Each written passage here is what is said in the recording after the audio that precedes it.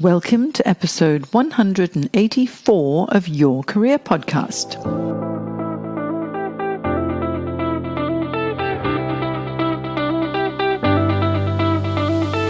I'm your host, Jane Jackson, your career management coach on a mission to make careers guidance, inspiration, and advice accessible to all who need it.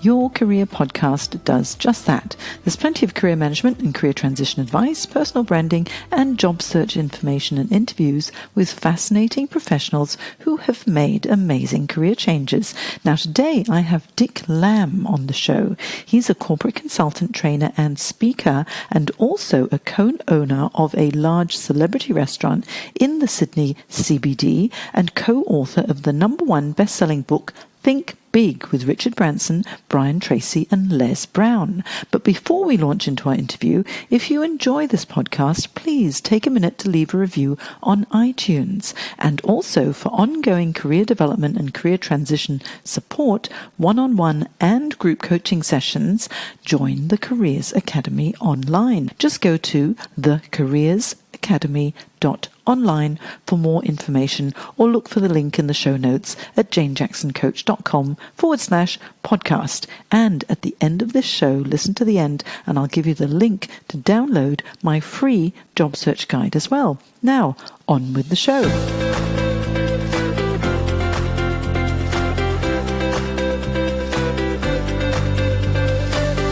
Dick Lamb has over 20 years' experience working with top executives in over a dozen industries, delivering, at the last count, roughly 300 seminars and workshops on business and professional skills. Beginning his career as a business analyst, he diversified his skill into working on strategy, financial modeling, and working with CEOs and CFOs on large international projects, mergers, acquisitions, and often filling in gaps in communication between senior executives, finance, and IT. Now, his other achievements include co-owning a large restaurant in the Sydney CBD and being a part of Think Big with Richard Branson, Brian Tracy, and Les Brown, which is a #1 best-selling book. He has co-founded entrepreneur clubs, job and career groups in Sydney, as well as Professional and Entrepreneur Presenters, which has a total of over 4,000 members. So let's hear about his career journey and what really makes Dick Lamb tick.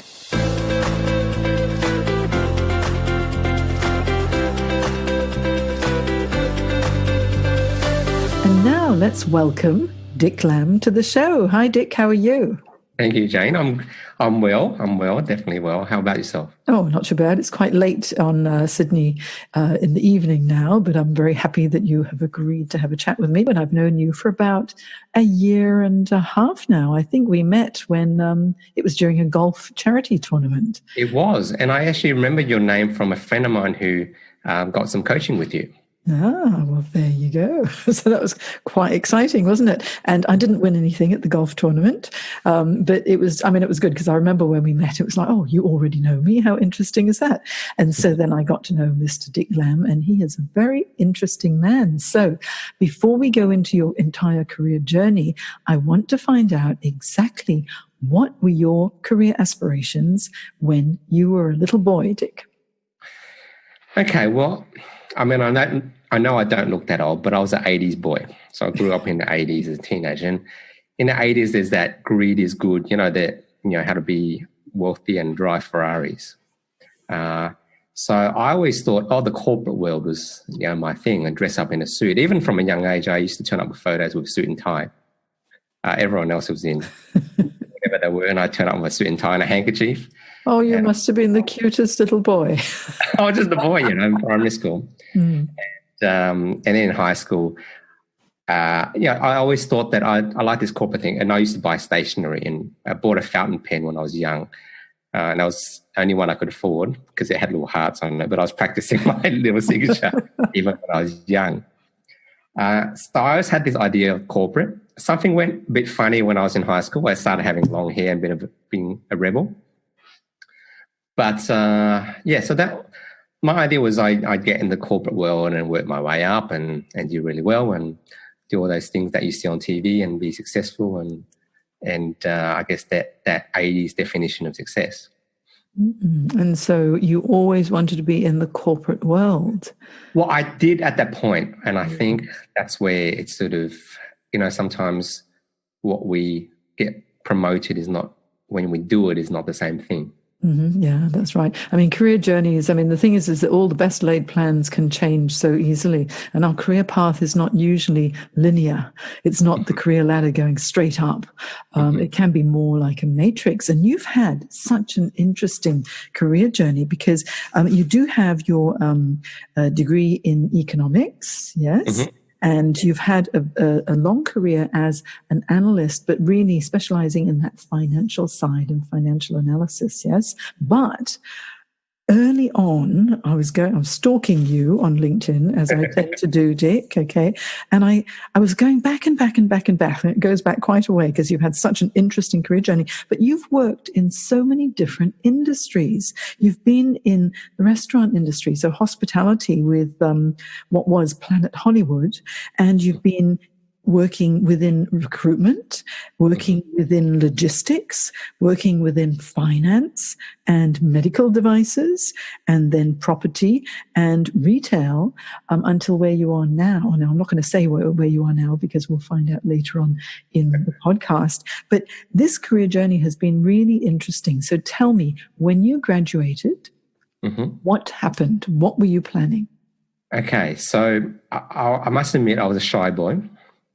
And it was a little bit my cultural background, as you probably know. Sometimes in Asian parents, they do influence, even if I've been here a long time. So I actually postponed coming out into the workforce for a year. So I studied an extra year so I could hide an extra year. I did an honours year. I was pretty much the last person to get a job. And at that point, it was just what I could get. It was just, and then strangely enough, I actually got good at learning how to communicate and interview at least. And I got a really great job actually for Avis Rent-A-Car, which is really my first job. And if you looked at it on paper, and even looking back now, it was great. Working in 2 companies, working with managing directors and senior executives as a graduate with no experience over there and working across a lot of different areas. But I just found like there was something missing. I actually was there for a few years. So when I come down to it, what I realized was, there's a little bit more to this thing than just finding a job and sticking to it and knowing everything. And most graduates realize this is, what you learned was nothing like what you do, is it? In fact, the only thing I ever used in my whole degree was the subject I failed in first year. Really? What subject was that? Accounting. Even though I've worked in finance, you probably, you were in the seminar when we were speaking. I joke a lot about accountants because I've got one. I work with them, but it's almost like my personality is the opposite of what a person who would like to do accounting is. So, I just found it interesting that I ended up with this strange career path. And instead of just varying the type of job, I'd vary the companies I work for as much as anything else too. Well, honestly, you have had such an interesting journey because you've been an analyst, you've been a financial planner and analyst, you've been in warehousing, you have worked within the risk area, you've worked in large project finance as well, and then now you're as a consultant, because you've set up your business. I'll let you tell us about that later. But you really have a good analytical mind when it comes to finance, financial modeling, mergers and acquisitions, helping businesses to grow and to be financially successful. So there has been a common thread, even though the industries have been quite different. Now, tell me, every time you made a change, because this podcast is all about career transitions, what prompted you to make a change?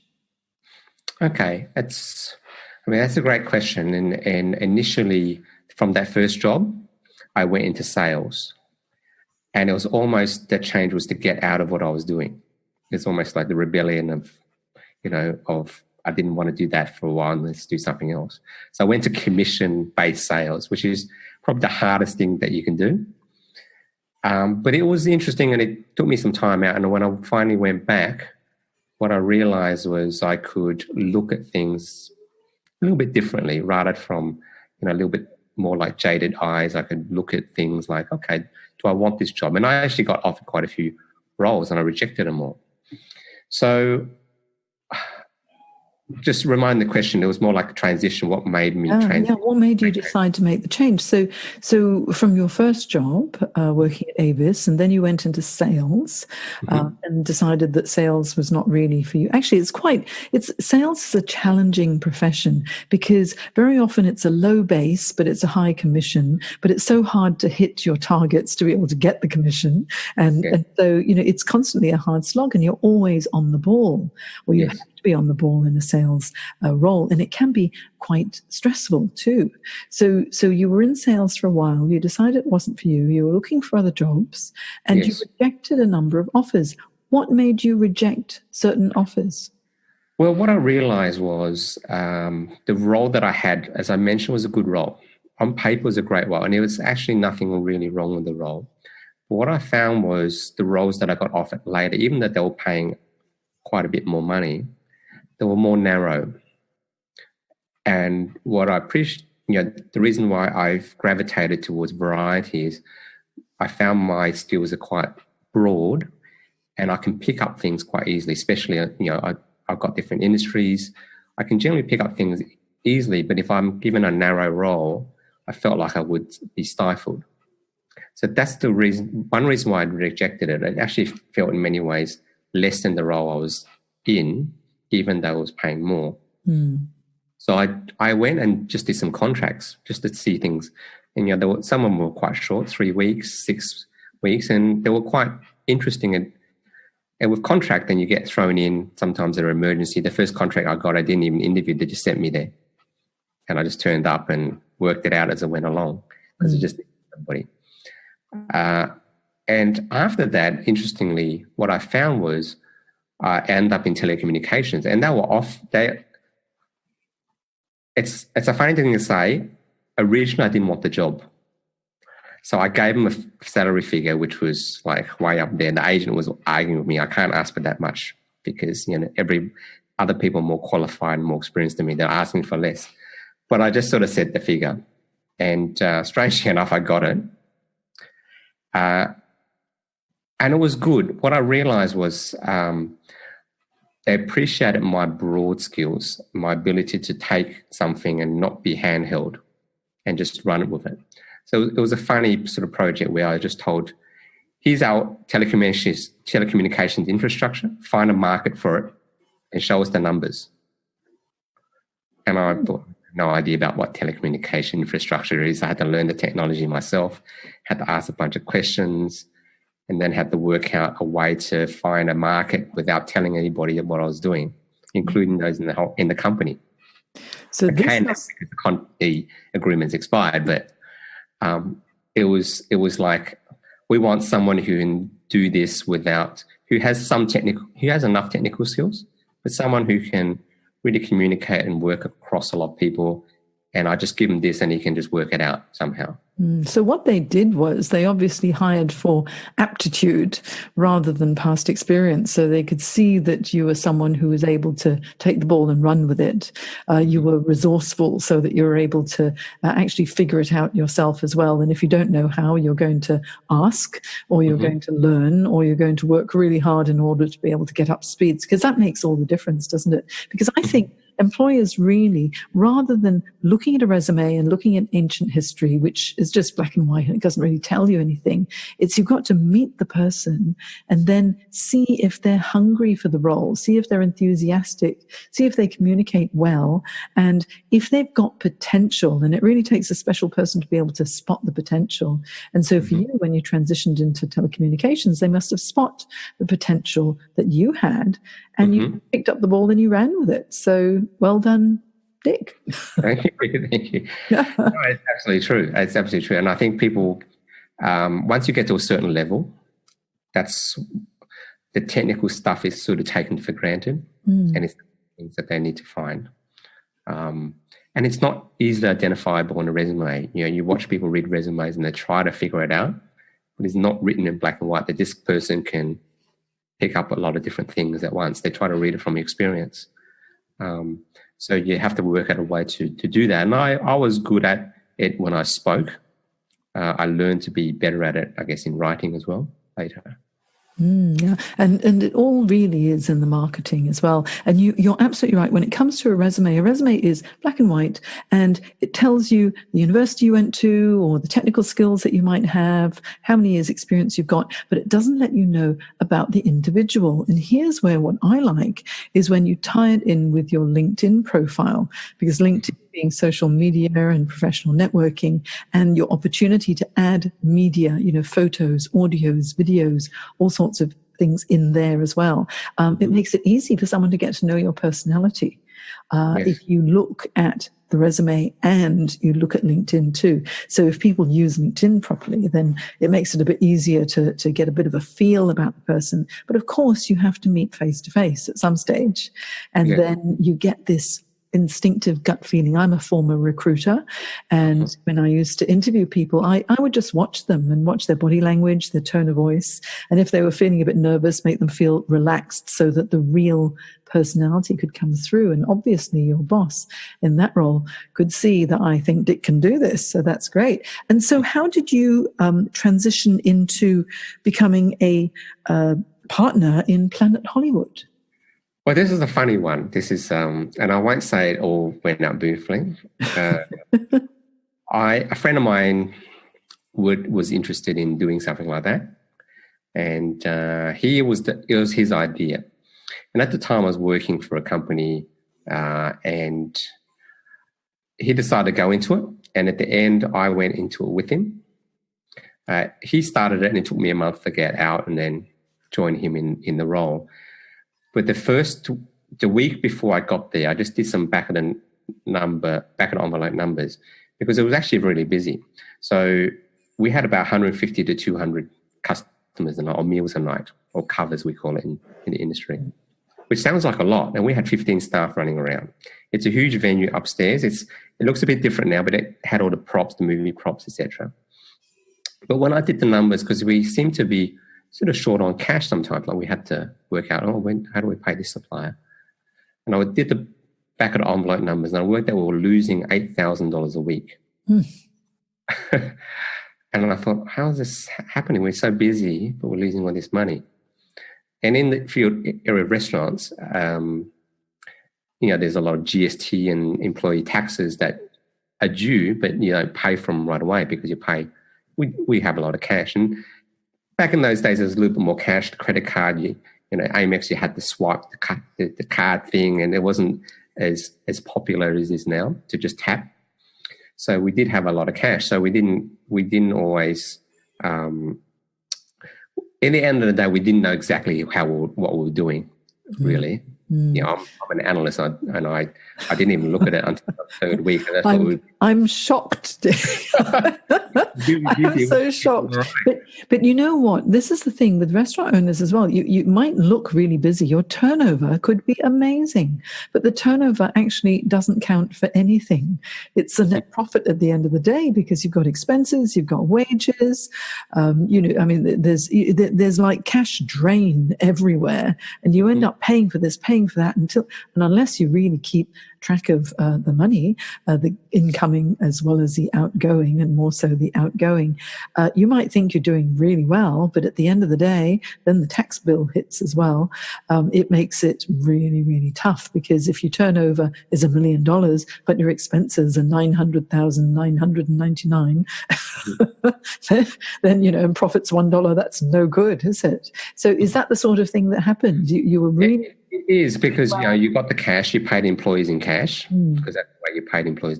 Now, we did everything above board. So when we paid in cash, it wasn't under the table. I kept records and says, this is much to super, this much to tax, so this is the result. Because you got to understand, with waiters and waitresses and restaurant staff, is you interview 10 people, you hire 3, 2 turn up on the day, and 1 lasts a month.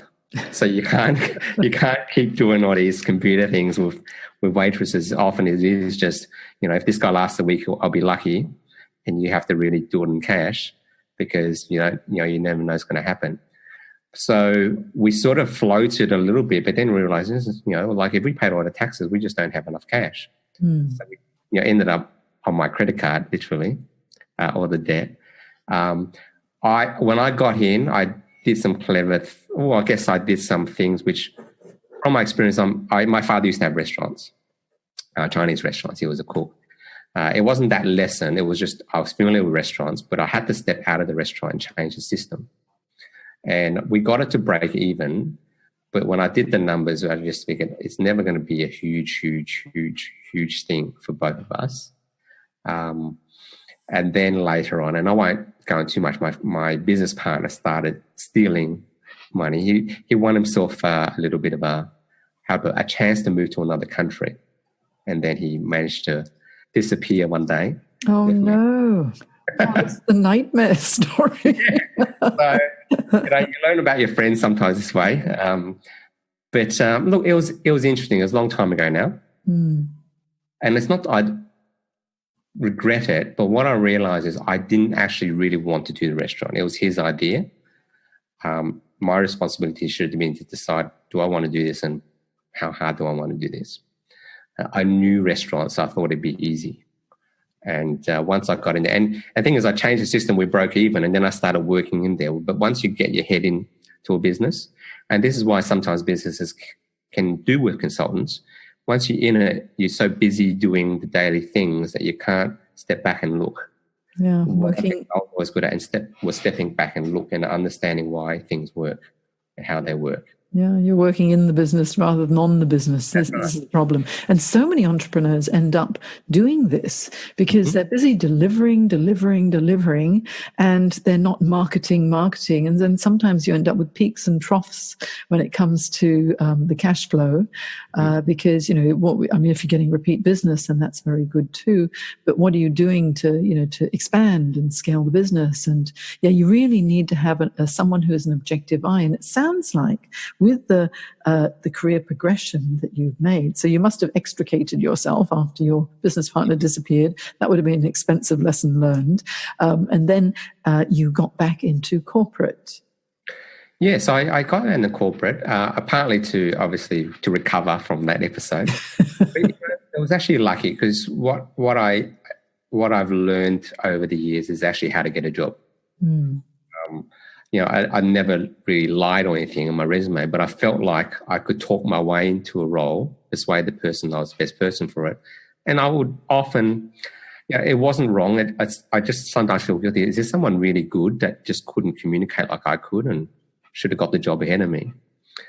But I was lucky. I ended up working for a boss and a recruitment company. It was a CFO. And he just saw me. I just put in a resume almost like half-heartedly. I got a call that day and I met him the next day and he wanted me to start the next day. And I thought, can I get a day off? And he said, no, can you start the next day? So I said, okay, I'll start the next day. But he was a sort of boss that, he'd let you do it. If you did well by him, like if you did the right thing and you did it for the right reasons, he would back you and he would support you. And let you do things your way. He wouldn't get involved.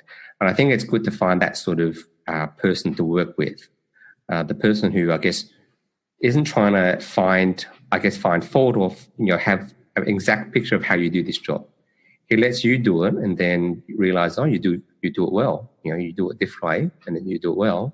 And then lets you run with it. Gives you, says, if you want to hire more staff to do this, just let me know. And he got me to hire another staff member. And it's sort of a little bit sad because I know the person I replaced, he didn't give her a good, referral. But anytime I ask for a referral, in fact, he actually calls me and says, tell me what the job is and I'll try to tailor the referral for you. So he goes out of the way to support me. Yeah. And even office politics with the senior executives in board meetings, he went out his way. If somebody said something, he went to clarify and defended me. So, and I hear about this afterwards. So yeah, it's just good to, and it was an accident. I didn't think I'll go into recruitment.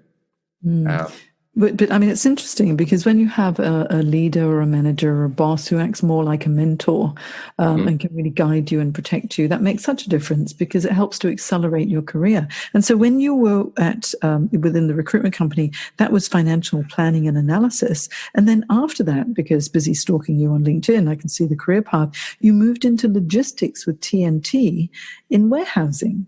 And so now that was a change as well. So what prompted that change? Well, what happened was the company I worked with and the boss that I worked with, he had left, and they had a big merger, and things changed, and basically there was restructuring, and I was sort of, you could say, restructured out, which I wasn't too upset by. The person I worked with left. I didn't know the managing director, but so I left, and strangely enough, that role was given to me by a previous recruiter working for that company. She ended up working with that logistics company and says, "Oh, do you want to, we have a role which you might be able to do just for a time, and can you come and do it?" So apparently they had a problem with a warehouse. Head office was paying for it. And they said, "Oh, let's get a little bit of a troubleshooter to handle some of the stuff." And they just sort of hired me, and I just went over there and just looked at a lot of the things that they probably didn't have a chance to, and try to improve some of their reporting and systems and how they did stock in warehousing. Yeah, and you got that through your reputation because somebody knew you from the previous company. Networking is one of the best ways to get another job, isn't it? Because if people already know you and they like you and they know that you're a good fit with the culture, it makes it very easy to recommend and refer someone in. I think that's something that's a good lesson learned, is to always develop really good relationships with people so that they will remember you. And if opportunity comes up in the future, you could be the one. Yeah, definitely. And I think that one came about because there's a way of doing a job, and that person appreciated the way I did it, which was a lot different and a lot more than maybe other people might have expected. That helped it. And I think this idea of help, you're supposed to be there to help people in the role. And that's, if you're not selling a product, you're helping other people in the company do certain things. And she was quite senior and appreciated that, and it was interesting because probably they know things that your boss doesn't know, let's say. That's right. So with all of the roles, because then you moved from TNT to Citigroup to ResMed to Knight Frank to Woolworths. Were they also via your network, or were some online applications, others through recruitment agencies? I think Citibank was through recruitment agency. ResMed was from a friend of mine who I worked with at Cashcard.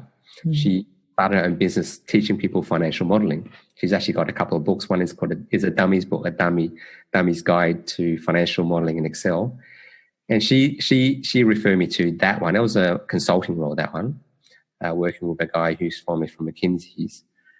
And that was an interesting one. That was one of those, and I can say it now, but that was one of those, we can't tell anybody in the company what we're doing, but we're trying to set up some manufacturing plants overseas. And this company, I didn't realize the market for this product was so big, but it was turning over about $500 million of, when people snore, when they go to bed, they get a machine. Helps them. I didn't know that was turning over that. It was such a huge industry. It was a sleep apnea machine. Most of the sales were overseas, but they were all made here, which was, as I know from having a restaurant, our minimum wage is so much higher than pretty much the rest of the world that they wanted to work out where we can put some more manufacturing. And since then, I think they've more than doubled or tripled their revenue. But we were trying to work out where we're going to put manufacturing plants, where we're going to protect our IP, all this sort of stuff. And that was that job. And then after that, I think Knight Frank was that manager that I mentioned. What I did was here's the thing, I just kept in touch with him. I didn't always call him or say hello. I sent him a book at Christmas, just a business book. I'm sure he probably didn't even read it. I think I went to his office one day. It was just sitting on the shelf, and I'm wondering if he ever read it. But I just sent him a book. He just reminded him I was here, and I just sort of said hello. It's sort of like a Christmas card. And then one day out of the blue, he calls me up, or he gets somebody to call me up. And I meet with him, start out with a 6-week contract, a 6-week consulting role, which ended up getting, becoming a more of a full-time sort of consultant, employing staff, running areas for a few years, actually. So he just got me in, and then once he got me in, he found other things for me to do as long as I was keeping other people helped and happy. So that was where that sort of happened. And after that, since then, I've just been doing more consulting roles in different areas, and also focusing on trying to create some other things like speaking and this online training that I mentioned as well. It's really interesting. It sounds like most of your roles, bar that one, was really through your network and your reputation. And so, networking is a very powerful way to secure the next role, isn't it? It is, yeah. And you don't know where it's going to come from. I mean, those ones you could look back and says, oh, okay, that guy liked me and knew me and he was in a good position. There were quite a few which went through agencies. And I always tell people, there's still a lot of jobs out there listening to agents. You still have to learn how to do that. You still have to get your resume out there. And sometimes it's not, they don't look at you the same way because there's a piece of paper with a lot of dates and a lot of titles. And if the title doesn't match, then they might not register you as the person. But yeah, there's always opportunities. Woolworths, I think one of the other hygiene and pest control companies also was through recruitment, but a lot of it was also just working consulting roles and getting leads that way too. Yeah, actually, I mean, having a consulting gig or a contract role, one after another, is a preferred option of many of my clients when I work with them as well, because they like to have that flexibility. Mm-hmm. And sometimes they think, okay, I'm going to be in this 6-month contract role or a 3-month contract role or 12 months, and then I'm going to take a break for a month or two, and then I'll get the next one. And one of my clients has actually, for the past 10 years, had one contract after another, and she leverages LinkedIn so that when she's got about a month or two to go on her current contract, she already lets it be known that she is looking for the next one. And she's managed to segue each role, one ending, the other one starting, one ending, for over 10 years. It's really quite amazing. So she's got it down to a fine art. Now, for you now, you run your own consulting business called Alpha Omega, which sounds very good, providing mergers and acquisitions, advice and guidance, company valuations, financial modeling. That sounds like a really interesting business that you've set up. Yeah. Well, what I find is a lot of this is based on a skill plus extras. And what skill I had was I was very good at putting understanding of business onto a spreadsheet and modeling. So if I'm doing a mergers acquisitions, I need to work out how much that company's worth. And if I integrate that company, how's it going to work? What a lot of people do is if they have technical, they lack a lot of their side abilities, such as working with executives. I always talk about, sometimes when I do seminars, well, how does somebody pick an executive? Like, it's not the technical stuff. The technical stuff gets to a certain level. It's the other things that, how do you deal with other people at that level? The soft skills. How do you network? All those other skills that you could say are soft skills, but they're also this commercial understanding. So you can talk the same language as, and give insight. And a lot of people, they don't say what they think. And here's the thing. A lot of the time, when you start doing it, you'll sound like an idiot.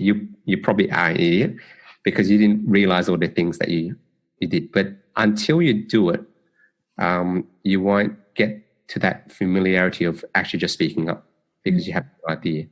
And you do it naturally. Even if it's dumb, then you just say, oh, no, you're right, that was silly. No. And it just brushes off. People think too much about, I'm going to make this big idea stick. Just stick a whole bunch of ideas out there. And people will learn that it's a conversation again. When you talk, it's a conversation. And it's like, I've just got to do this pitch for this thing that I have an idea on. So I think there's a lot of those soft skills and understanding business. Like you mentioned, all these different industries. it's good to take those industries into a new one, because those people in there haven't got those industries. I mean, a lot of these businesses close down simply because they don't have that diversity. And they think a certain way, and all their meetings go a certain way. So they talk about a certain thing, and then suddenly they're not. They all follow themselves down the wrong path because nobody was able to come in and say, "I don't think this is a good idea." I think one of the most important things is to realize for anybody in any corporate role is that change is bound to happen. Change is constant. And that's the only thing you can guarantee, is that whatever happens, there will be change. And if you don't stay agile and adaptable and be able to communicate openly to understand other people, you could be very easily left behind. And if there's no communication or little communication or miscommunication, that's where all the problems happen. And because in today's economy, there are so many restructures and downsizing, or else because of a merger and acquisition, there are redundancies because of doubling up of jobs as well, that people need to be able to market themselves well. And the one way to be able to market yourself is to have good communication skills, so that you can talk about yourself and what you can do and the potential, and to demonstrate that you can actually learn and give people an example of how you got up to speed easily in the past, because then it would demonstrate how effective you will be in the future. Now, yes, you also really enjoy public speaking. And I do. And you've set up... I know this because I've experienced you speaking. And it was lovely, because you invited me to speak at one of your events. It was a career and business event at WeWork in Sydney. And obviously I was talking about careers, because that's what I do, talk about careers. But this was your professional and entrepreneur presenters group at WeWork, and you obviously enjoy speaking very much and giving people a chance to speak, and your focus is very much on what do you want to do in your career as well. So it's either transition into entrepreneurship and set up your business, because you do a lot of work with small business owners, or you want to change direction in your career. And so what prompted you to start this professional and entrepreneur speakers group? Well, I mean, once upon a time, I am with Toastmasters, and it's a great thing to do, especially when people want to start. But someone like me who likes speaking so much, 7 minutes isn't enough. I need to speak for hours. Once you get over that fear, because I coach people on speaking, and what I find is they're afraid. They're only afraid 3 times for that type of audience. They get over it after that. So I got over it, and I started liking it, and I started, having ideas about what I want to do with speaking. And I just want to speak longer. So I created a group partly to do seminars for myself, but partly to allow people the extra opportunity. If they want to focus on being a good speaker and being an entrepreneur to speak for their business or for their career, I was going to help them do that. And that's what inspired it. So and here's the funny thing. I actually tell people, you got skills, and then you got your job.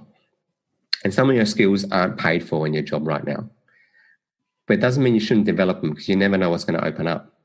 So the stuff I'm doing now probably wouldn't have opened up if I hadn't just followed doing something for nothing, such as training people how to speak in a group and running those seminars and getting people to come. I learned how to get what people are interested in. I learned what they would turn up for. How to write marketing copy. I learned how to speak. I learned how to really speak for 2 hours off the cuff and just watch the audience and sense what they would need and ask questions if I felt like I was losing them. Create content almost sometimes on the spot, sometimes beforehand, which is a little bit deeper than what you might find. What I call, you could Google the answer yourself. Well, what's an answer you can't Google? What gives that aha? I didn't realize that. It's in a moment. So I just got good at that and pursue that. And I ended up training people on it. And I just found it very interesting. And I did it. Literally, I did 200 seminars where I promoted it myself, got people to come, spoke for half of it, And sometimes I promoted it, as you probably realize, with less than a week's notice. That, I got a seminar I got to do. What am I going to do? I can't remember. I got to work out what people will come to. So I just actually contacted you and maybe and Stella and maybe Sue who was available. And then I worked out a topic from that, to tell you the truth. Well, we had a lot of fun that day because Stella's a wonderful entrepreneur and I can talk about careers and career change till the cows come home. So I think between the three of us, we could probably have talked for about 6 hours. It was... Yeah. And the thing, what I find is people will like it and they will actually hang around. They were happy to sit longer even. Yeah, I think when people are enjoying and they connect with you as a speaker because you're being genuine, it's really authentic communication and you're speaking from the heart. That's what makes a difference as a speaker and as a presenter. And you're absolutely right. You have to gauge the audience as well, because every time there's an audience, the atmosphere, the feeling of an audience is quite different. Sometimes they're a lot more serious. Other times they just want to relax and like tell a few jokes and have a bit more fun. Other times they really want to learn. So it was really interesting to see your group in action as well, and WeWork's a great place to be. Now you also are creating something new. You're creating an online program for people wishing to find a job in Australia from overseas.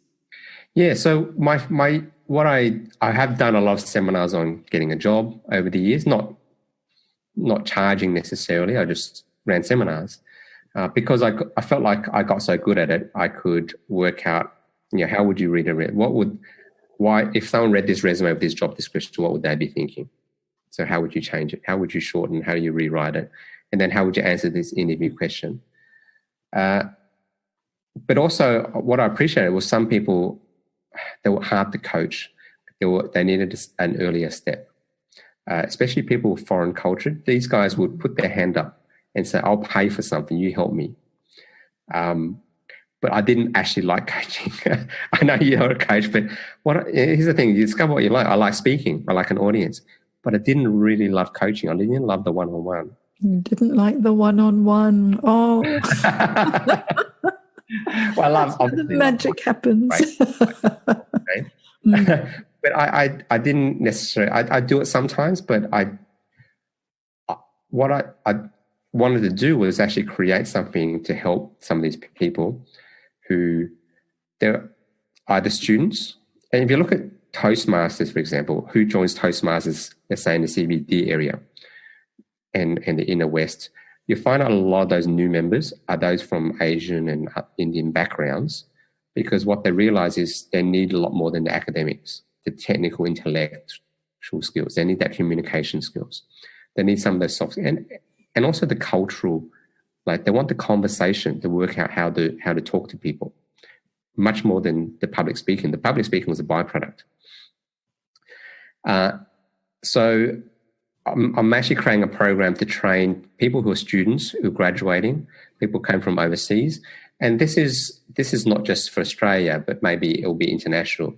People who want to work in an English-speaking company or English-speaking culture, like a US or a UK or New Zealand, Australia, who have those backgrounds. And you're probably aware of how many Chinese students come over here now. And there will be even a lot more going to the US. And a lot of those guys just can't find jobs. And unfortunately, they're unemployable. When you talk to them, it's just sort of, you feel like you can't employ them. So that program is designed to help them. Later on, I'll probably also focus on another niche, which I think is important. Is one thing I experienced was, if you're in middle management or above and you get made redundant, it's just like, what do I do with myself now? Like that, a lot of those transitions was doing something different for the sake of doing something different, not because I really thought about it. And sometimes you just took something because you spent too long on the sidelines and you just sort of think, I don't want to sort of, lay about it anymore. I just find something, let's get busy and do something. So, but I also know a lot of people really have at that level really struggle to get something. So I think that might be later, but also I'm going to teach public speaking online and other skills, perhaps networking as well. So I thought I'd just create a whole bunch of stuff that I know about and see how it goes. And I actually think, I have had a lot of people want to do this, want the program. I just took a long time creating it. It's such a joy creating online programs because you know that you'll be able to reach a very large audience. That's something that I really enjoy it too, because I've got a number of online programs. So I hope that this program, especially the one where it's for people who are migrating to Australia or to the UK or to America, and English is their second language. Of course, there's going to be that concern, because not only do you need to find a job, you need to assimilate into a new culture. You have to improve your level of English so that it is business English and not just conversational English as well. So if you encompass all of that within your program, certainly that would make it very, very valuable. Now, Dick, we could talk all night, except it's getting quite late now in Sydney. If people want to reach you, tell us, where will they find you? My website is www.dicklam, Lam, not B, no B at the end. So would it be dicklam.com.au. It is getting a bit of a rebuild once I launched the thing, but it's on there. You can look through and contact me through there. Once I finish this online course, it will be completely rebuilt to adapt for that as well. So that's the main place. Obviously, LinkedIn, you can contact me through there. My contact details on LinkedIn, you can contact me directly. And I think I do have an Instagram, but it's more of a golf and some speaking things on there. Yes, if you want to watch or find Dick on Instagram, it's _Dickster_Sydney, and that's Dick Lam on Instagram. And he does have some very good golf videos on there because we're connected with each other, because we met, at the golf anyway. So, so that's good. So there are some very good golfing shots. So anyone who's keen on golf, that's great. And since we're both keen golfers. Apparently I'm pretty good. I got a pretty good swing. So, Oh, have you? Yes, there you go. Well, we should have another game of golf sometime. The game is on, Dick. That's going to be very good. Well, thank you so much for sharing your career journey and your aspirations for the future and everything that you do. And what it has highlighted is the importance of relationship building, the importance of good communication, the importance of giving it a go, and not being afraid to try. Because, if you develop good relationships and people know that you're a good person and you've got good skills and transferable skills as well, then it makes it so much easier to make a career transition. Yes. So yeah, definitely. Yeah. So thank you so much, Dick, for your time this evening. That's been wonderful. I thought I'd better give your viewers a discount. Once I set it up, I'll put just Jane Jackson, and you'll get let's say 25% off whatever program I have. Put Jane Jackson or contact me if it doesn't work. Well, how good is that? You see, you listen to this podcast and you get 25% off right away. I think that's wonderful. Well, in my show notes on janejacksoncoach.com, I'll have all of Dick's links there so that you can click through and follow him on Instagram or find him on his website as well. And so thank you so much for your time this evening, Dick. It's been such a pleasure. You've been listening to Your Career Podcast with Jane Jackson. If you enjoyed this episode, please leave a review on iTunes. I'll love you for it. And as promised, here's the link to your free job search guide. Go to www.thecareersacademy.online/free job search guide. Too easy. Or go to my show notes and the link will be there. So hop over to janejacksoncoach.com/podcast. And remember, until next time, believe in yourself and create magic.